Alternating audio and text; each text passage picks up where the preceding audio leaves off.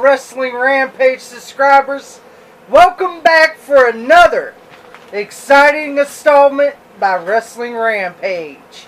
That's right, we are back right here on Wrestling Rampage with another great video, as we always do right here on Wrestling Rampage. That's right. I'm Joey. I'm Tommy. And today we're going to be talking about the top 10 best Backlash matches. Yes, we narrowed it down to the top 10 best Backlash matches. That's right, Backlash started in 1999 and ended in 2016. Well, 9. And then they had one in 2016, and it's going to be 2017. Yep, Backlash is resurfaced. So, don't forget to like us on Facebook, facebook.com/WrestlingRampage2. Follow us on Twitter @WrestleRampage. Hit that subscribe button. We got more videos coming. Yes, we got more great videos coming. We'll go ahead and we'll start off with number 10 from Backlash 2007. We got the last man standing match for the World Heavyweight Championship when The Undertaker put his championship on the line against Bautista. It's Bautista. Bautista. This was the rubber match from the WrestleMania 23. To be honest, that was a good match. I ain't gonna lie. The WrestleMania 23 was also good. Yes. The Backlash Last Man Standing match was really good also. The Undertaker finally could pull an anchor and make a match look good. Batista, at that time, Batista had worked with, from that point, before that, like Triple H and a lot of the other ones. But, my favorite matches that he had was with The Undertaker. Yes. To me, the only matches I enjoyed Batista in was the matches with The Undertaker. Because me, I'm not a Batista fan. I hate Batista. I think he sucks. But this match was really good. And it ended in a draw. Both men didn't make the 10 count. That's right. In the last man standing match, both was down. Didn't get to the 10 count. Ended up in a draw. So Undertaker was still the World Heavyweight Champion. Yes, The Undertaker was still the World Heavyweight Champion. Now we go into number 9, which was from Backlash 2009, when Chris Jericho took on Ricky the Dragon Steamboat, WWE Hall of Famer Ricky the Dragon Steamboat. This match was fucking great. Okay, it was a build-up from WrestleMania 25. Where they had Jericho versus Ricky Steamboat, Jimmy Snuka, and Roddy Piper. That's right. And Ric Flair was there as their manager. And Mickey Rourke was sitting there in the crowd just fucking with his black cowboy hat on. And his black cowboy vest like he's fucking John Wayne or something. With his fucking dreadlocks. Then after the match, he punched Jericho. And then after the match, you see Mickey Rourke take off the fucking cowboy hat, and you see his shitty white blonde dreadlocks. and then fucking Mickey Rourke with a shitty punch on Chris Jericho. Sold it, of course. Jericho sold it, which I would have never sold it because it was shitty. Mickey Rourke he has a bunch of shitty movies. Yeah, the only good movie was The Wrestler. So. But Backlash 2009, this was to prove that Ricky Steamboat can handle himself on his own.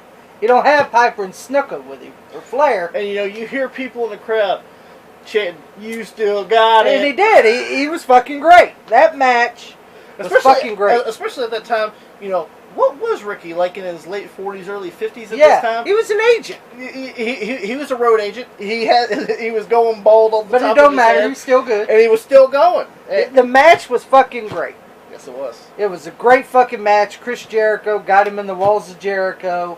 Made Ricky the Dragon Steamboat tap out, but it was a great fucking match. Ricky Steamboat came up short in that match. Yes, he came up short, but it was a good match. That's probably the only best match out of Backlash 2009, to be honest with you. 2009 doesn't show up on anymore. We'll just go ahead and say that right here, right now. Yeah. Yeah. Number 8 was from Backlash 2006, and it was when the champion, the WWE Intercontinental Championship, was on the line as Shelton Benjamin put his title on the line against Rob Van Dam, and Rob Van Dam put his Money in the Bank briefcase on the line in that match as well. So it was for the WWE Intercontinental title and the Money in the Bank briefcase. Yes, this was a great fucking match. Rob Van Dam and Shelton Benjamin had a great fucking match. It was great athleticism. It was a great fucking match. And the bad part was I think this was the build up to Shelton going to his mama at this point. I think it was. I don't fucking know. No, actually, Shelton was kind of like floundering at this point. And he was Intercontinental champion. Yeah, and I believe it was just a little while later, he ends up going to fucking ECW. He got stuck in the goddamn ECW. Yeah, he goes to the Gold Standard. Well, I know this match was in Lexington, Kentucky. Yes. We do live in Kentucky, and no, we weren't there. No, here, Lexington's too fucking far away. But it was a good match. Rob Van Dam hit the 5-star on Shelton and 1, 2, 3. And he won the Intercontinental title and retains his Money in the Bank briefcase. Which was a really good match. It was a really good match. I mean, like, if you want to see two great pure athletes go at it, you're going to go against Rob Van Dam and Shelton Benjamin. Yeah, that was a great fucking match. And the one thing I did love was when Rob Van Dam was on the turnbuckle, and Shelton Benjamin did a vertical leap to the top. Yes. Landed up there, got Rob Van Dam. I believe he did a suplex. Yeah. From the thing. Not very many wrestlers can just do a vertical leap to the top rope. Yeah. So, very, very great match. Number 7 from Backlash 2003, we get for the WWE Tag Team Championships, the champions Team Angle take on Los Guerreros. And Shelton Benjamin's again on the list. Shelton Benjamin again. Actually, Shelton Benjamin he's actually on the list 3 times. Actually, that's good. Yeah, that's good. Backlash 03, the WWE Tag Team Title match, Team Angle versus Los Guerreros. And you know what the sad part is? That was the opening match. It was the opening match for Backlash. It was the opening match for Backlash 03. I think because they had the Heat match with Scott Steiner and Rico, and they need something to bring up the crowd there. Kurt couldn't be there. Yeah. They had Kurt Angle and Spirit in the picture. They had the big old fucking picture with the gold medals hanging over on the side, and they're like, "We're gonna do this." And then you got our hero. Yeah, it was a great fucking match. Fucking Los Guerreros and Team Angle put on a great match. Fucking Charlie Haas got caught in a back suplex by Chavo, and Shelton Benjamin grabs Chavo's leg, holds it 1, 2, 3, and they beat Los Guerreros, and of course it's Chavo to cop the fall on. Well, at the end, Chavo does a leap on the outside to Team Angle, and also takes out the picture too. Yeah, they take out the Kurt Angle picture. Kurt's down on the ground. And the Kurt Angle Team Angle is so worried about getting that picture. Yeah, and they lost their tag titles. Los Guerreros took it with them. Los Guerreros stole their belt, and you see Charlie Haas trying to lift up the fucking picture. Yeah. I'm like, I'm worried about my fucking tag belts leaving. It was a great fucking match. And Los Guerreros leave. They go into the Luke Cucaracha fucking lowrider while they're beeping the horn, and they leave with the WWE Tag Team titles. It was a great match.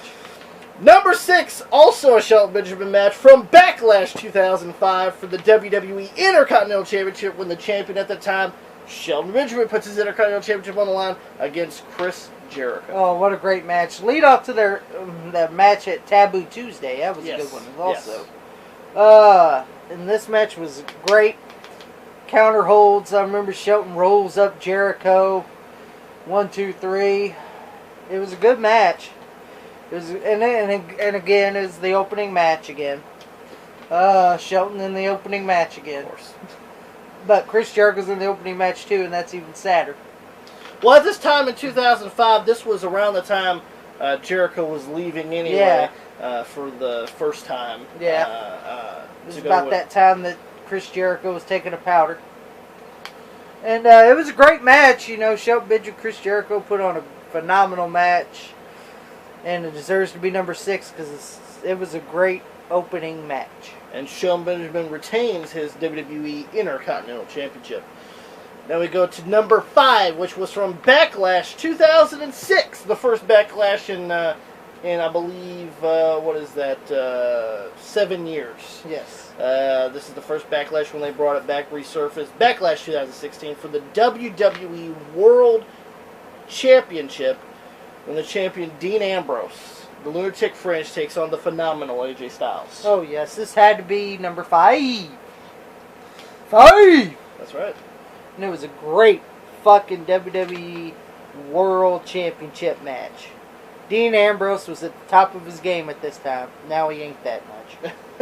I'm just being honest. Oh, yeah. And AJ Styles, always on the top of his game. Phenomenal. Even in floundering in the United States title reign, he's still on top of his game. A year later, he's floundering into the United States Championship thing. But he's still on top of his game. He is on top of his game. And this match did not disappoint.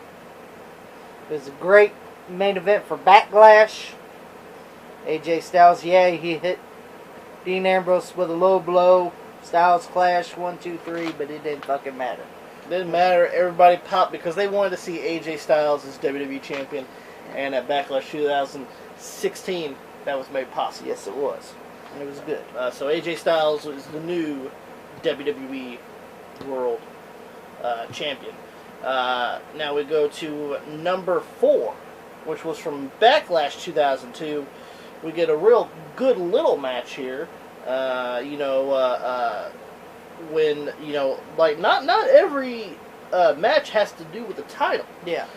Matches can be good without a title, and Backlash 2002 proves it when Edge takes on the Olympic gold medalist, Kurt Angle. Oh, this match was fucking great. And this is the build-up for that Judgment Day match. Hair versus hair, Edge and Angle. But, the Backlash 2002, Edge and Angle, they put on a great fucking match. And they didn't have no titles on the line, no nothing, but they always put on a wrestling clinic in that match. It was a great one. It was probably... And 2002 was not that good of a Backlash. We'll get into that. But I'm just being honest. Kurt Angle picks up the win over Edge in a hard-fought match. So, Kurt Angle wins. In 2002, this was a really good rivalry with Edge and Kurt Angle. Oh yes, and it was underrated. It was extremely underrated. Great feud. I enjoyed it. This leads into Kurt getting his hair cut bald. Yep. Shaved bald. But great rivalry, and it actually propelled. Kurt Angle was already a star at this point. This actually propelled Edge to a different level. Yes. At this point, working with Kurt Angle elevated him up to be a main event player. Close. Now, at this time, in 2002, he wasn't at that point yet because there were some nagging injuries that happened and things of that nature, and him also getting overlooked. As well, and, yes. and he proved all the naysayers wrong. Oh yes, he did. When the time came. Number 3 from Backlash 1999. It's a no-holds-barred match with the special ref of Shane McMahon, and it's for the WWF Championship when the champion Stone Cold Steve Austin takes on The Rock. Yes, this was after WrestleMania 15, and to be honest, WrestleMania 15 match that Austin and The Rock had was not that good, in my opinion. It's probably the worst of all the WrestleMania matches they had. Oh, yeah. But, their Backlash 99 match was way better than the WrestleMania 15 match. I remember when The Rock took the camera off the goddamn cameraman and fucking got Austin on the announce table. You go straight to take that with you.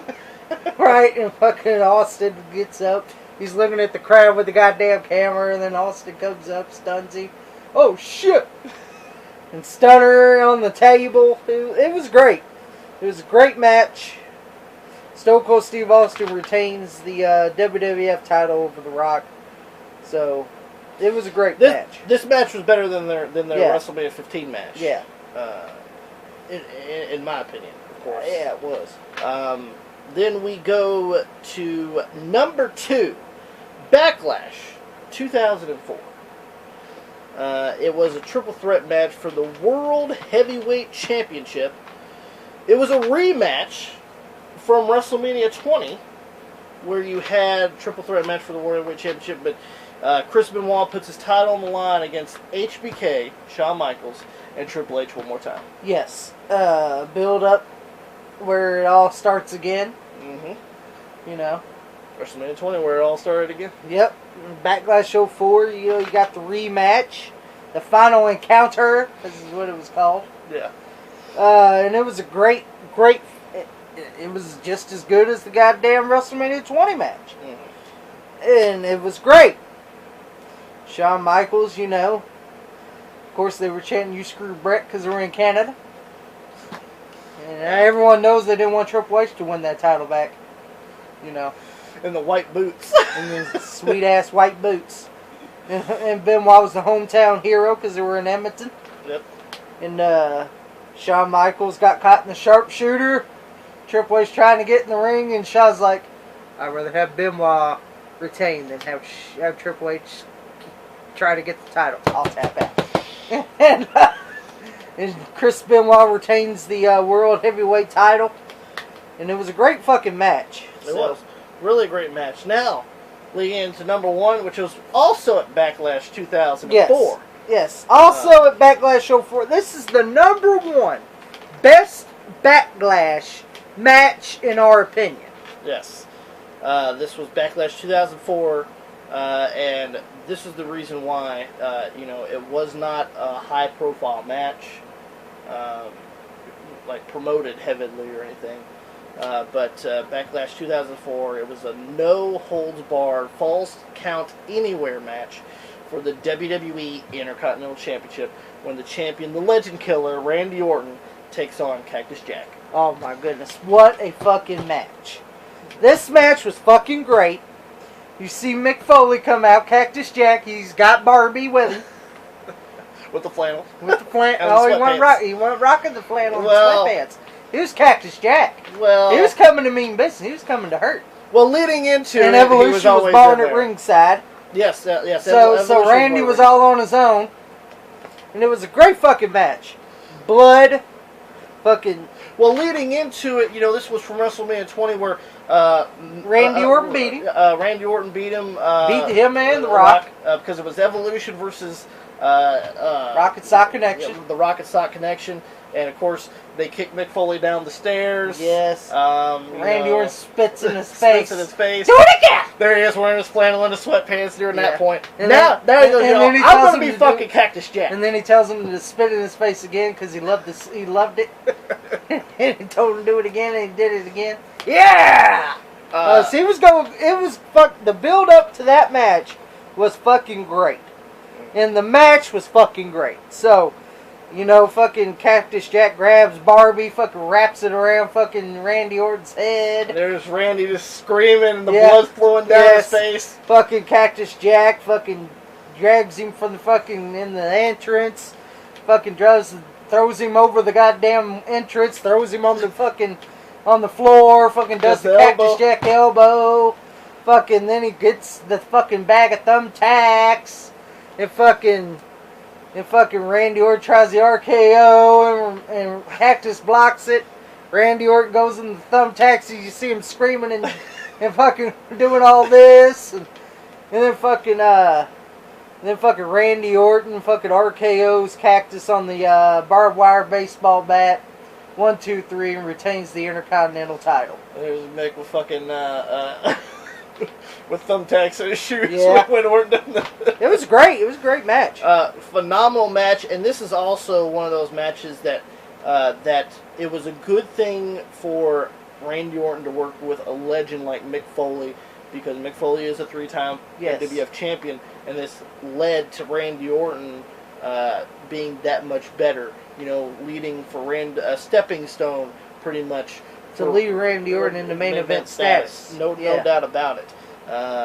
Great match. A lot of people want to say this match wasn't all that great. you need to rewatch it. Yeah, you need to rewatch it because that's the best Backlash match of all time. It's hard to beat the Cactus Jack and Randy Orton. Now, that was the top 10 best Backlash matches. Don't forget to give us a big thumbs up if you guys enjoyed this video. Don't forget to comment if there's a Backlash match that you think that we missed, or that you did that you enjoyed, that you think was the best match. Yes. Don't forget to like us on Facebook, facebook.com/WrestlingRampage2. Follow us on Twitter @WrestleRampage. Hit that subscribe button. We got more videos Yes, coming. we do. We always do. Why don't you show us out? If you don't subscribe right here on Wrestling Rampage, you're a fucking loser.